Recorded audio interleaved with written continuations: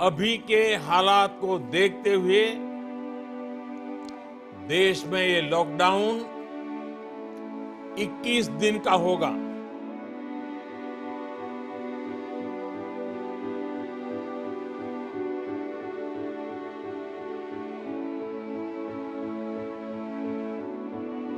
But I'm saying there should have been more preparation from the administration side, especially when we already experienced some similar panic before the Janta Curfew Day, even though it was announced in advance.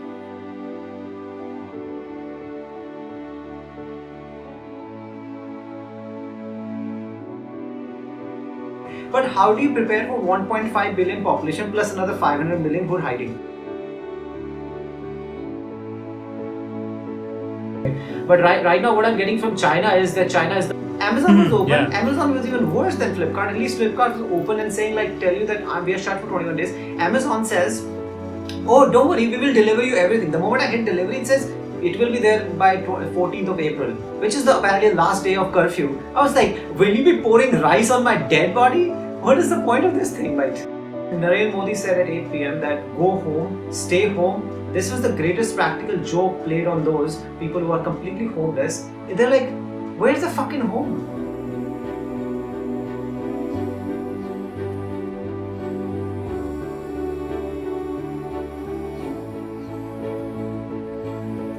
I can't even imagine the pain people are going through because they don't have food on the table and nobody gives a crap. Altri bambini da qualche giorno non riescono a mangiare sto pezzo di pane. Stia tranquillo che lei non se ne sta a casa senza rimorso perché facciamo la rivoluzione.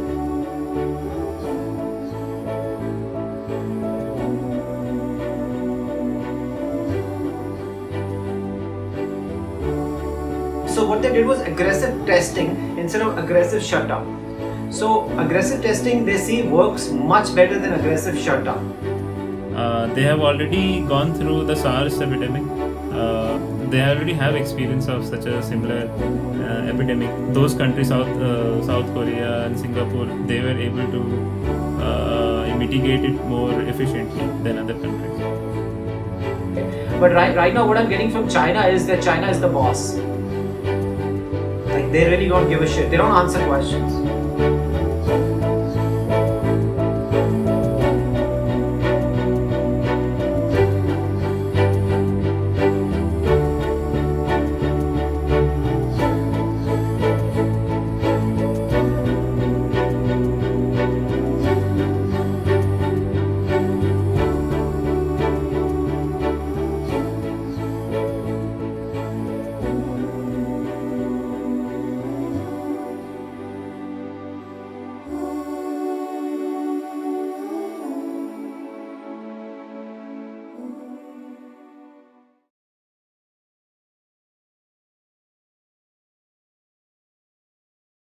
Okay, so moving on to day two, I think we already talked a lot about day one, and there was mass hysteria and Day one, everything. correct. But I felt that from day two, things started settling down. Even the grocery stores and everything started opening properly, and I think even some of those online stores started working. I think Swiggy works here, which is online delivery of food. So I think, and this was expected, Ethan, and this is why I actually didn't go out on day one. I knew that day one would be systems won't be settled, and people will be still confused. So I think day two, day three, by day two, day three, things will settle down, and there will be more clarity. Because I think even on we didn't talk much on about that on day one, but a lot of police brutality also came out in day one, and they were actually attacking people who were providing essential services like food delivery. The delivery boys, they also got beaten up. I think a lot of doctors, medical staff also got beaten up on day one because there was a lot of chaos in the police. I think administration as a whole, because no one knew what's going on, and a lot of online delivery stores, they went to authorities and asked for their help to let them go through and not stop their executives. So all those things happen on day one, but I think by day two, most of the things settle down, and yeah, it was much better than day one. So what did you think about it? Yeah, I want to take the thread of the first we were talking, which you just ended on the first day, that you're talking about media, and I felt that what media is doing, which is, I'm not going to blame media specifically, but I feel, and I'm going to blame them at the same time, I'll explain what I'm saying, is because everybody does everything for one reason, for their own benefit, right? Like you're sitting here for your own benefit, you want to feed your family, you want to do something which will benefit you, I want to do things which will benefit me. Yeah. But the point is, you don't become a doctor, you don't go into media, you don't go become a teacher, you don't become a politician to benefit yourself. I know people are doing that, but those are professions, those are like sacred professions, supposed to be. You're supposed to do that to serve people, okay? So if you're a media journalist, why are you doing everything that will only serve your purpose, sell more news? Because see, if as a news, this is a known fact in 1960s or 70s that if you put out a bad news, you will get more engagement. Okay. Now social media does the same thing. It's an age-old proven truth. So if this media says it's not that terrible, we can control it, people will not click on it. Instead, they'll say, well, there's a lot of problem. We'll tell you more about it after a few more deaths. And people are like, okay, I'll be back in 2 hours. Okay. So this is the stuff. Even politicians are doing it, or even when Trump is being an idiot, he's doing it so he can get re-elected. Telling people, stay calm down. Markets will not crash. Things will be all right. And you know what is happening, right? So I feel at some level, although Modi also, by the way, he said it after the address, there was on Twitter, or I don't know he directly said it or not, but after the main address that media or everybody has to, whatever they say something, they also have to, apply caution, they exercise caution, and when you say something, try to be objective. Don't always just keep saying negative things. I think he had a meeting with all the print media personnel. I saw a tweet from ANI, which so by the way, ANI is the media outlet which I follow because I feel that they don't sensationalize the news. So anyway, I saw a tweet from them where they had Prime Minister Modi was actually having video conferencing with most of the prominent print media representatives, and I think he was saying the same thing which you are saying right now. Okay, fair enough. So I'm going to go back to my first observation. By the way, I think I'm fairly certain I'm correct. This was the second day, and that's when the market rose all 3 days, and they've been rising. Apart from yesterday, but that was just a slight fall, so it was like very normal. It was not panicky or not exaggerated. But on what was the first day? It was Wednesday, right? Yeah, Wednesday. So Wednesday is when markets went through the roof, right? Wednesday was the first day when markets went through the roof 7% or something, right? Yeah. And then again it went up by 5% on next day. It's been just zooming, right? Completely through the roof. So the deal, I realized that not only on what has happened before is like one day if the market goes up a lot sharply because they're buying because its stocks are low. Next day market will not go up. Either it will be flat or slightly down. But next day also market went up by 4% and which showcased that, well, there are people who are investing, who have money. They know better because they're not stupid, right? So you're probably richer than I am, definitely. But if I had any money, I was definitely gonna buy some shares. Definitely gonna buy Yes Bank shares. Definitely buy shares in hand sanitizers or whatever kind of masks. Yeah. Because I know those shares will only go up, and in general also market. And that's what people realize, that whosoever has money, who's smart enough, because they play this game like. So they bought those shares and by tons because they were the one who was trying to tank it by spreading all those rumors and then themselves buying it when other people start selling it, because people sold tons and tons over the last couple of weeks, and from around 41,000 it tanked to like 25,000 also. It was really, really bad. And then right now it's I think around 30,000 after all the tanking.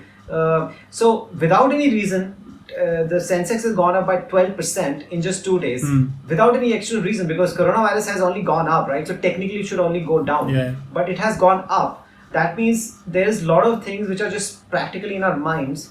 So people are waiting for this negative sentiment to go through. Enough people sell because they're panicking, and then the markets are down. Other people are like picking up the chips from there. So that's first thing I noticed on the second day, that which continued from day one. That was my first assessment. Now, I want to ask you one thing, that is India now technically, as they're saying, like we're entering phase 3, which is for people who don't know, which means it is spreading into community. Now we cannot go back to the source of the virus. Yeah. So once it spreads, now it becomes a bigger game, right? So I think by tomorrow we'll cross 1,000, right? Because I think it's 900 something right now as we speak. There's been a sharp rise in the cases. I want to know, is this really escalation or just detection? Yeah, I think it's mostly detection. I'm saying these because- cases, did these cases already exist? It's just... Yeah. I think it's mostly detection. There is some escalation as well, obviously, because I mean, people were before the lockdown. There were a lot of mingling of people happening. So anyway, I think most of it is due to detection, because I think we already talked about it in the last podcast about corona, that we are testing very few compared to the other countries, and now since then there had been a sharp increase in number of labs and number of tests being done, and now even private labs have started testing. So I think and now people are more aware as well, right? Because if now people suspect that they have those symptoms, I'm hoping they are going and getting tested. So I think it's going. I don't want them to go anywhere. I want them to call somebody. Yeah. I mean, call someone, or even going to those private labs to get tested. I mean, it's there's a lot of things which are going. Then people are more aware of it.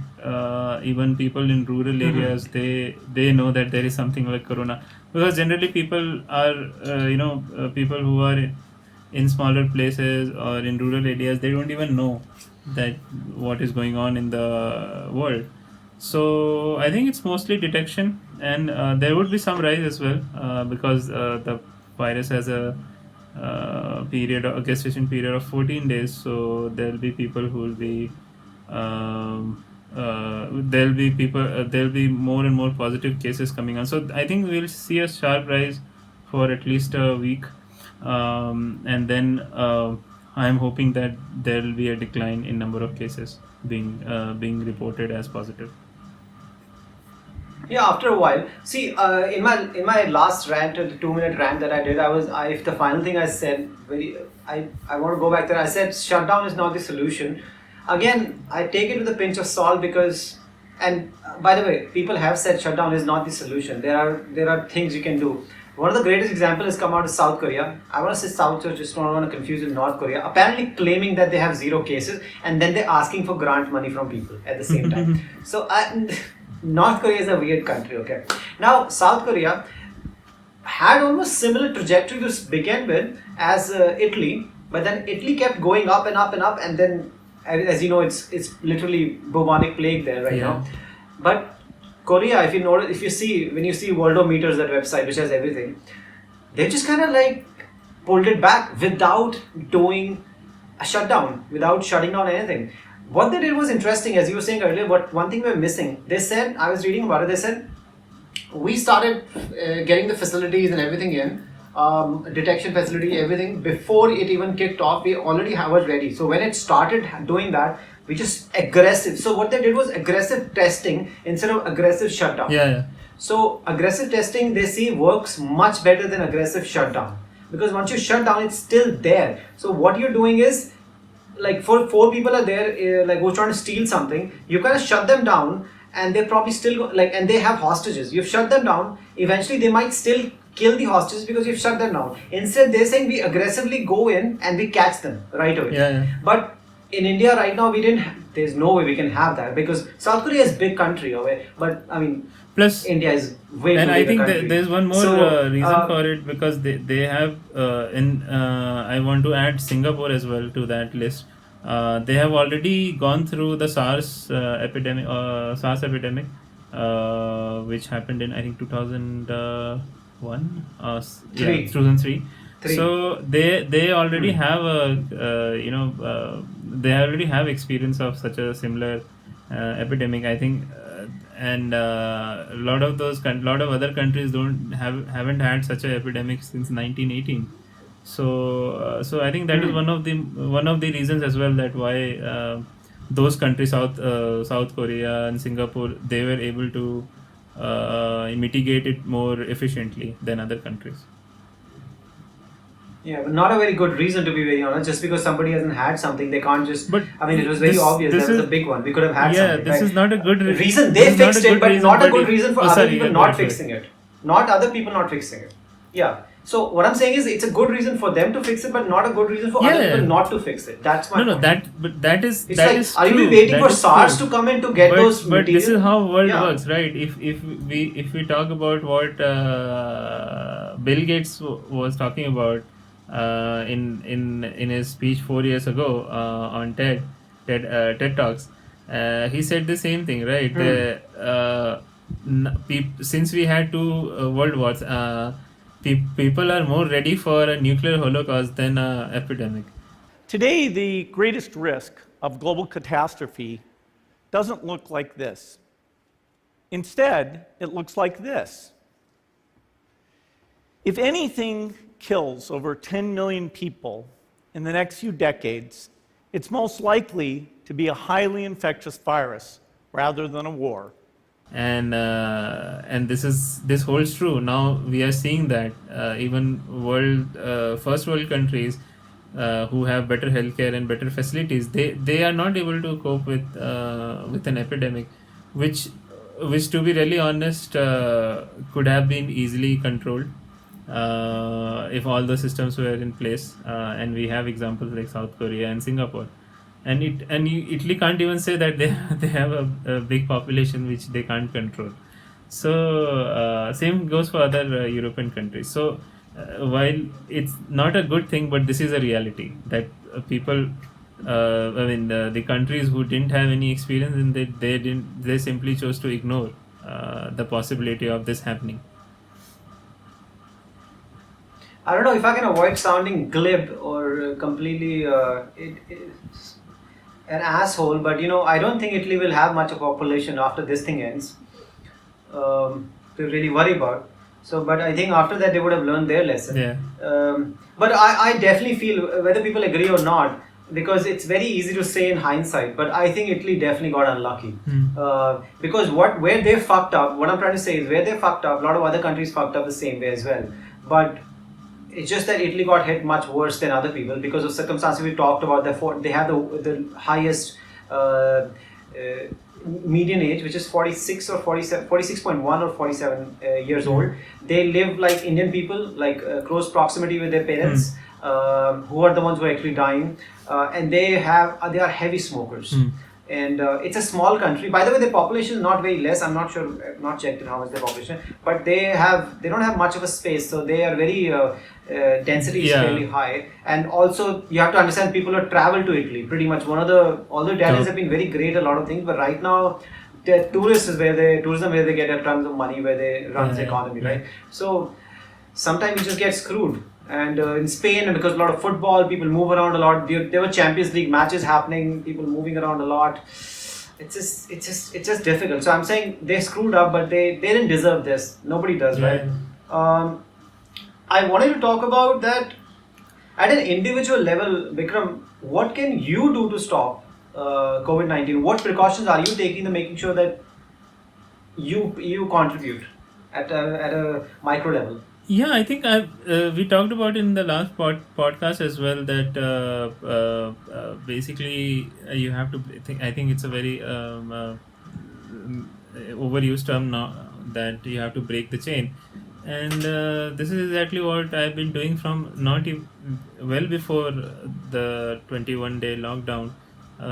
We limited our movement. We only went out for anything essential. In fact, our daughter's birthday was on 21st of March, and we had planned for a party and all that. We also cancelled that, and so basically, and I mean, right now we are already in a lockdown, right? So we can't do much anywhere. Don't go out. I can't say that get your food delivered because that is not possible anymore. And because if you see Big Basket and other online grocery stores, they have, or either they are shut down or they have such a huge backlog of orders that you will get your order probably after the quarantine ends.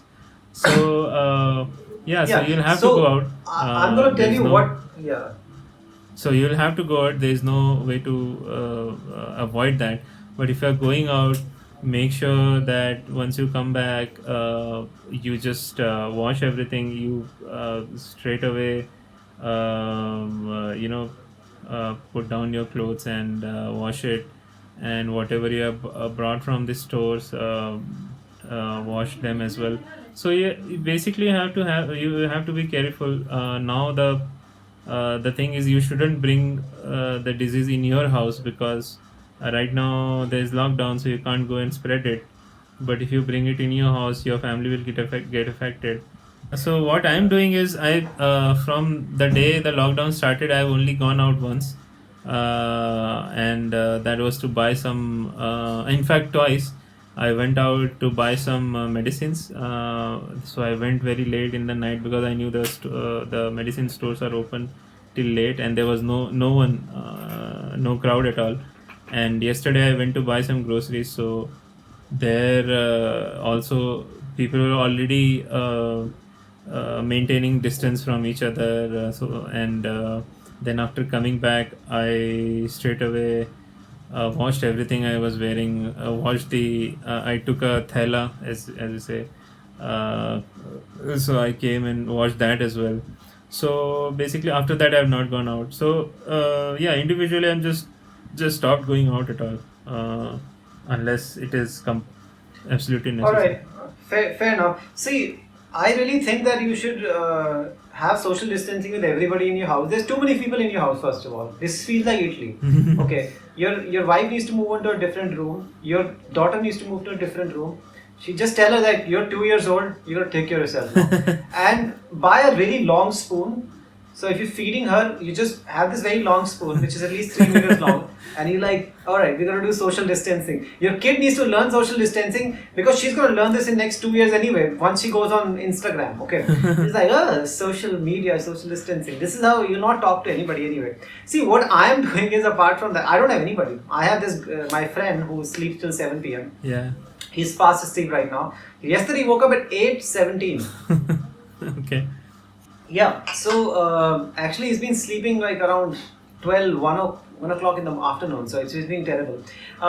The deal is like, what I'm doing technically, see, I have to go out. As I said, I go out once in the morning, and I go out. First of all, I run. I try to stay away from as many people as possible. So when I'm running, if somebody's like coming towards me, I just move away from that, because I'm not wearing a mask. And I don't want my droplets to go into anybody. So where? And I just run away. I try to stay away so from is- people as much as possible. I don't talk to anybody. Sorry. I just wanted to ask, where are you running? Are the parks open? No, nothing is open. I just run. Okay, on like, the road. On the road. Okay. Yeah, go ahead. Yeah, that's what I'm saying. When people are passing me or something, everything is shut. So particularly the parks. So I just run, and if somebody's passing me, I just move away. Like literally, I just move away from them. I go out at night. I actually do not walk in my. Try not to walk in my apartment. As you know, there's space to walk, because a lot of people are already walking, which is kind of defeats the purpose. So instead, I go outside where nobody's walking, and I walk in that lane alone. So I am being very careful that I stay away from people. One of the reasons I'm doing that is because I first of all feel I'm infallible, which is obviously ridiculous part of it, but part of it is actually logical. The fact is that it is true that a lot of people get it, particularly if you're young and fit. I've been running for the last 12, 13 years, and I'm very fit.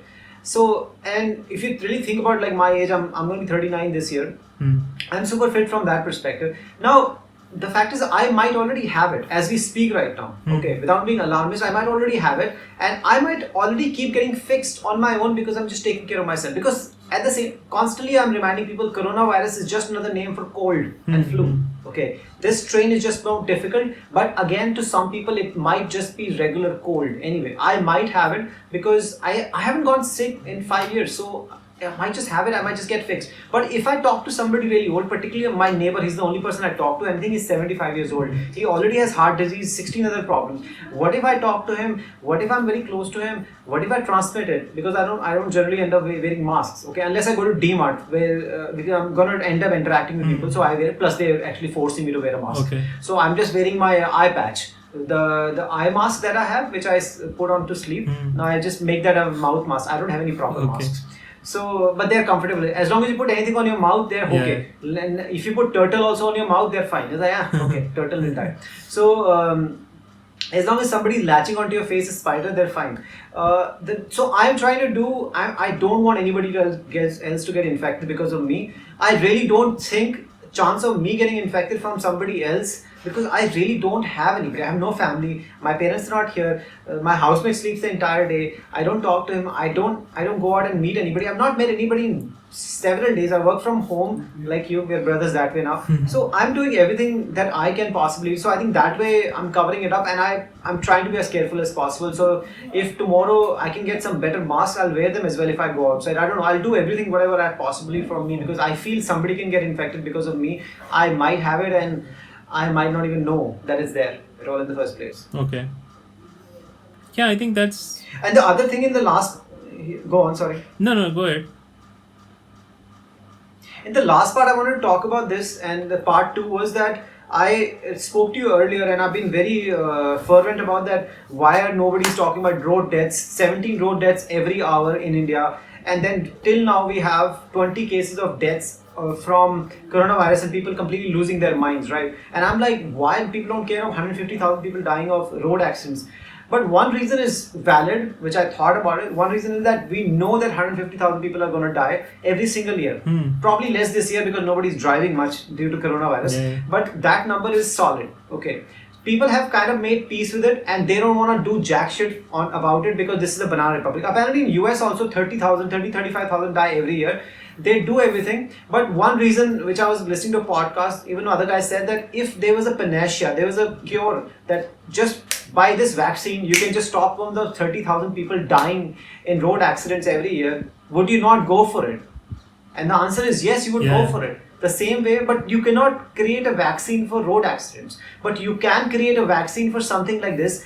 So two factors. One is you can create a vaccine, so you want to fix it. Other thing is people don't have the solid number. People are fearing, people like this can get worse, and this is something so new. There's no drug and there's no vaccine. Forget about vaccine. There's no drug also properly there for this COVID-19 specifically, not the regular coronavirus flu.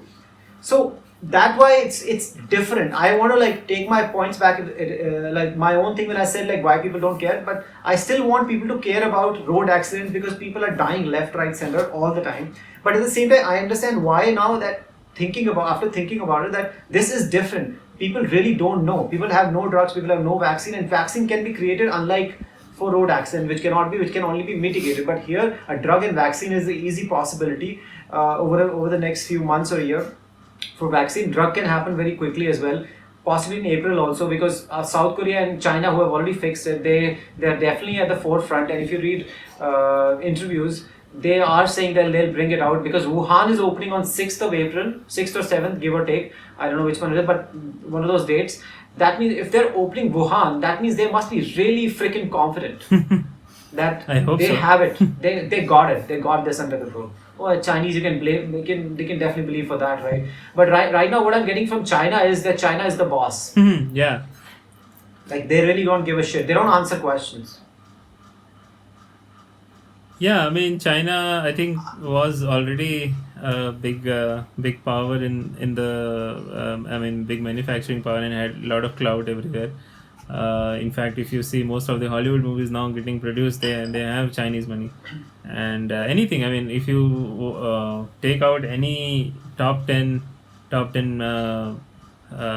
things which is related to money, you will see China there. So yeah, and now with this, they are actually going to get stronger because they are the first country out of officially out of coronavirus threat. So they have also already started gearing up